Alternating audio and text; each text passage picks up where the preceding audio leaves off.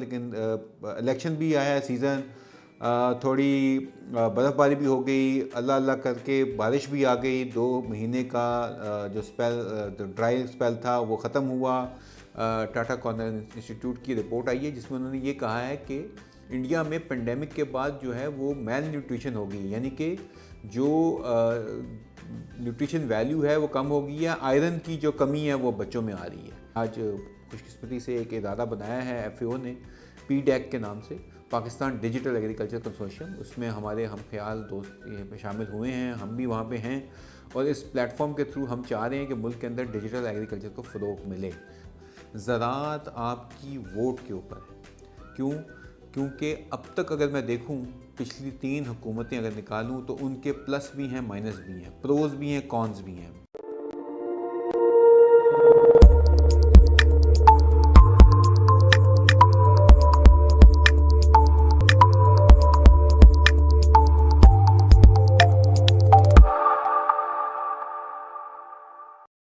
जी बिस्मिल्लाहिर्रहमानिर्रहीम। Welcome to your own show हम और हमारी ज़राअत, जिसमें बात हमारी होती है, हाँ जी, आपकी ज़राअत के मुतल्लिक, आपकी मईशत, आपकी तिजारत, आपकी सेहत, इसके साथ साथ आपकी जो भी ज़राअत से या तिजारत से या इस मट्टी से जो ताल्लुक़ है उसके मुतल्लिक हम देखते हैं कि किसानों के क्या मसले मसाइल हैं, कंज्यूमर के क्या मसले मसाइल हैं, और सबसे बढ़कर कि मुल्क की जो दारोमदार है मईशत का, वो ज़राअत जैसे शोबे पे है, और उसका हम किस तरह से पहिया जो है वो ज़्यादा बेहतर घुमा सकते हैं, ज़्यादा बेहतर चला सकते हैं।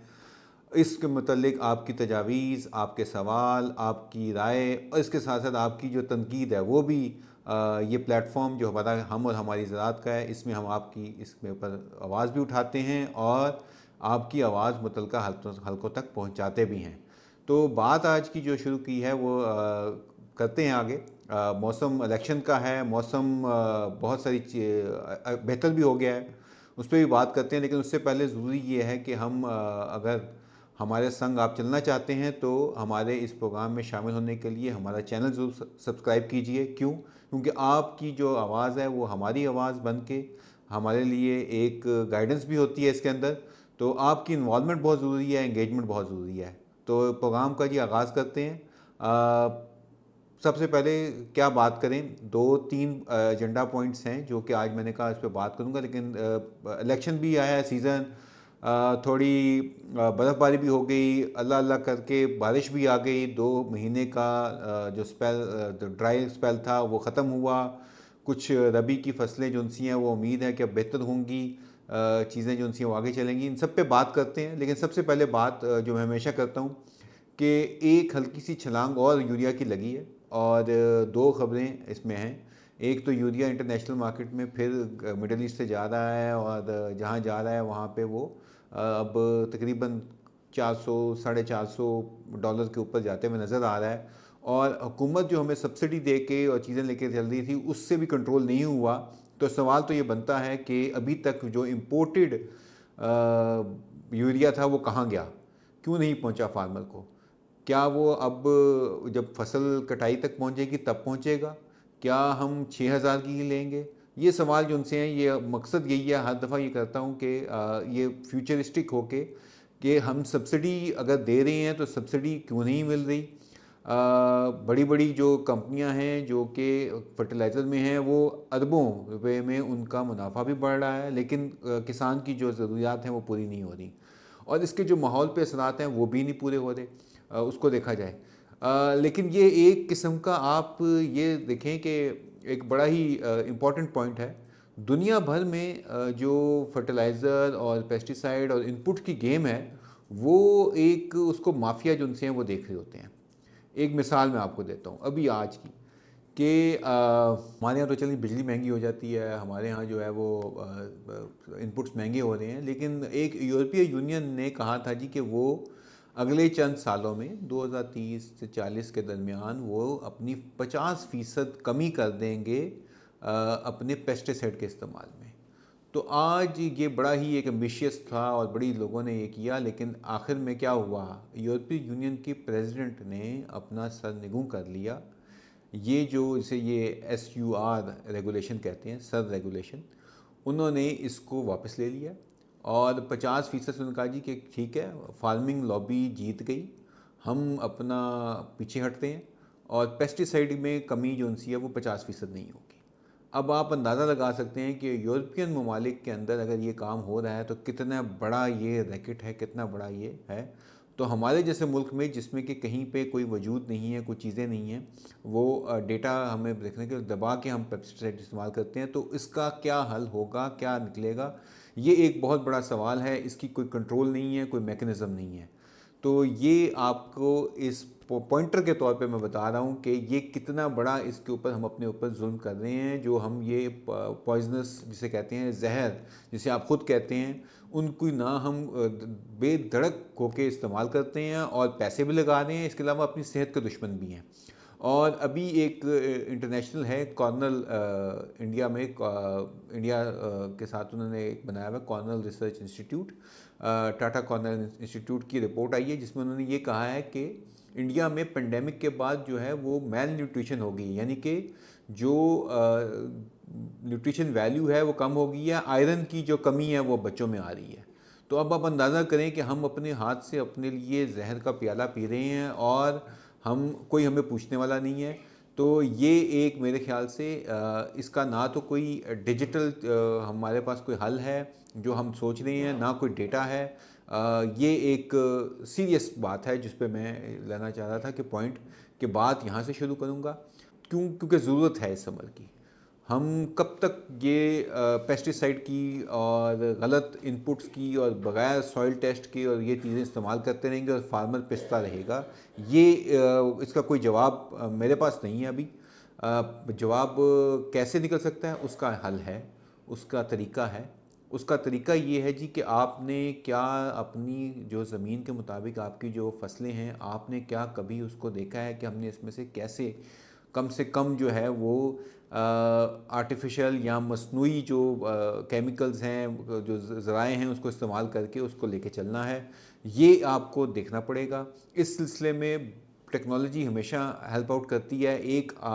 मैं आज खुशकिस्मती से एक इदारा बनाया है FAO ने, PDAC के नाम से, पाकिस्तान डिजिटल एग्रीकल्चर कंसोर्शियम। उसमें हमारे हम ख्याल दोस्त शामिल हुए हैं, हम भी वहाँ पे हैं। और इस प्लेटफॉर्म के थ्रू हम चाह रहे हैं कि मुल्क के अंदर डिजिटल एग्रीकल्चर को फ़रोग़ मिले। जब डेटा हो तो लोगों को ये जवाब मिलें उनके सवालों के। इसके साथ साथ एक मोतदल तरीक़ों से उसकी जो है ज़मीन की ज़राए का बेहतर इस्तेमाल कर सकें और हमारी फूड सिक्योरिटी या इनसिक्योरिटी के चैलेंजेस को उनका एड्रेस कर सकें।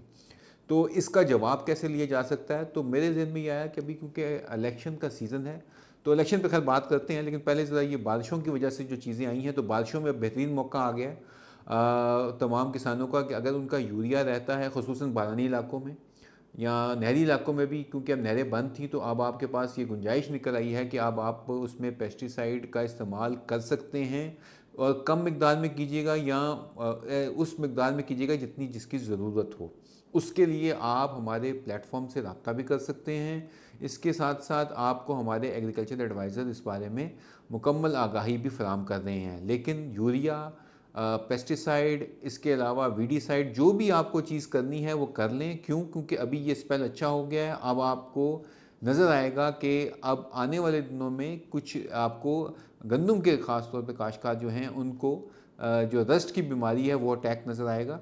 क्योंकि रस्ट की बीमारी को हमने देखा है और वो देखी जा रही है। उसमें मुख्तलिफ़ जो वैराइटीज़ हैं, ख़ुसूसन मैं ख़ास वैराइटीज़ जो हैं इलाकों की, उनको देखा जा रहा है। उस पे देखिए, अगर आप रिपोर्ट करना चाहते हैं तो ज़रूर हमारे प्लेटफॉर्म पे रिपोर्ट भी कीजिए। हम आपको इसकी दावा भी करेंगे, इसके साथ साथ इसका हल भी बताएंगे। ज़रूरी नहीं है कि वो क्योंकि आपने देखा कि यूरिया नहीं डाला गया या वक्त के ऊपर कुछ जो पोटाश है या इस किस्म की जो हैं केमिकल्स वो नहीं दिए गई या फॉस्फोरसी खादें जो उनसी हैं उनको नहीं दिया गया, तो उस वजह से जो कमी हुई है जो पौधों में, उनको जो है वो अगर उसका हल वो निकालना है तो वो भी आपको हमें अब तस्वीर भेज दें हमारे व्हाट्सएप नंबर के ऊपर। आपको उसके ऊपर उसके मतलब मुकम्मल आगाही फराहम की जाएगी और इसका जो है हल तजवीज़ किया जाएगा। तो ये थोड़े से मौसमी असरात थे, मैंने कहा पहले इस पर बात कर लेते हैं। अब बात करते हैं इलेक्शन की। इलेक्शन जी, आजकल इलेक्शन है या जो भी आप इसको नाम ले लें, लेकिन मौका एक आया है। लेकिन मौका देने का मकसद ये सिर्फ ये है कि अपना वोट का इस्तेमाल ज़रूर करें। क्यों? मैं आपको बताता हूँ। ज़राअत आपकी वोट के ऊपर है। क्यों?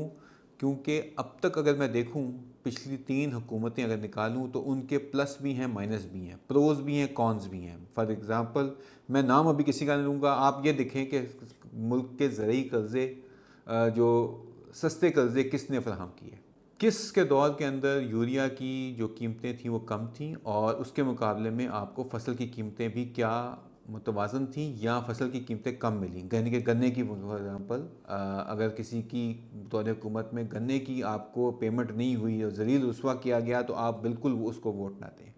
आप वो देखें जिसका कि आगे प्लान जो है वो किस किस्म का है। वो प्लान में सबसे बढ़कर जो है वो है टेक्नोलॉजी और मशीनरी का इस्तेमाल। क्यों? क्योंकि मशीनरी, टेक्नोलॉजी, ये तमाम चीज़ें जो सी हैं अगर किसी के मंशूर में हैं तो वो आपके वोट का हकदार है। अगर आपकी जो कमाई है, आपके रोज़गार में तरक्की उसके थ्रू आती है तो आप उसको वोट दें। आप उस तरह की ना दें वोट जो कि ये कि ज़रूरी कर्ज़े क्या जो मुस्तहकीन थे उनको मिले, नहीं मिले। क्या जो कीमतें थीं, जो सपोर्ट प्राइस कहते हैं, क्या वो किसान की को अगर उसकी जो एक्सपेक्टेशन थी, यानी कि उसकी जो जो उसकी ख्वाहिश थी उसके मुताबिक मिली। अगर मिली तो क्या, या अगर हुकूमत ने उसका ऐलान किया तो क्या उसको प्राइवेट सेक्टर ने अपनी जमा पहनाया, क्या वाकई किसान को उतनी पेमेंट हुई कि नहीं हुई। इसका मतलब है कि ये जो तमाम चीज़ें हैं ये आपके वोट का और आपके मुस्तकबिल के लिए बहुत ज़रूरी है इनका ख्याल करना। क्यों?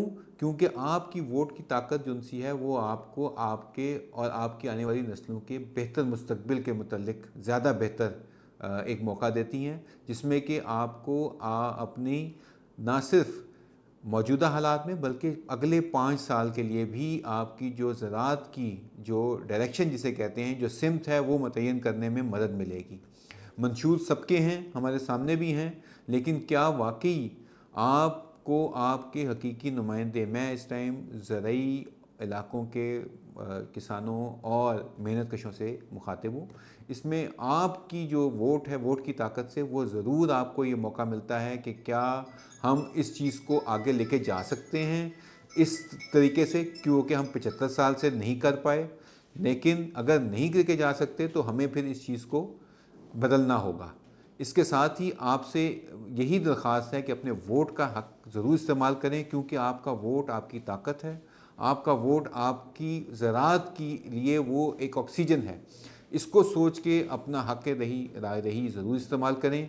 इसके साथ साथ इंशाअल्लाह नए जो प्रोग्राम में हम आपकी जो सवाल भी लेंगे और उन सवालात पे आपके जवाबात को लेके आएंगे, ताकि आपको एक रोल मॉडल के तौर पे उन लोगों से मिला सकें जिन्होंने कि एक अपनी पायदार जानदार ज़राअत से इस मुल्क का जो है वो ज़रूरियात को पूरे करने का बिड़ा उठाया और वो किस कदर कामयाब हुए हैं।